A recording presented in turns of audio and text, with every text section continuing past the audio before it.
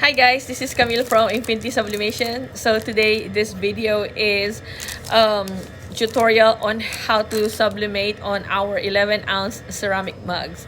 Okay, so this is our mug right here. Here you go. And we are going to use our own Infinity Sublimation paper. Here you go. And also we are using our own Infinity Sublimation ink. So right here, my printer is EcoTank 2760. So we have like a ready see, as you can see, we have like these are ready for EcoTank.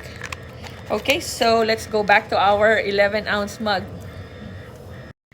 Okay, so first I suggest that you guys wipe the surface of the mug. So make sure that there's no because sometimes the mug, it has like those like sandy feeling. So you want to make sure that it is clean and smooth surface. And then for your sublimation design, this design is 3.25 inches by 8 inches.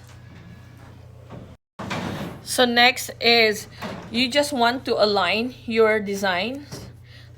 Like for example, with my design, you can see the middle. So what I usually do is I make sure that the handle and the middle of the design are like aligned to each other. So once you find the center, you just want to put a heat tape on each side. So this is how I do mine, as just this simple. Because of our sublimation paper, you don't need to use any butcher paper, which will save you extra money. Okay, so just like this is your design. Just put a tape on it, and then set your mug press to 380 degrees for 120 seconds.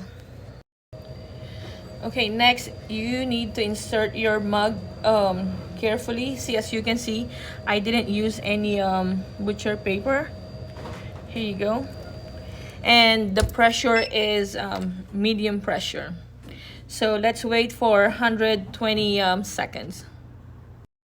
Also guys, I suggest to buy this. So I got this from Amazon because the mug is like super hot, so you don't want to burn yourself.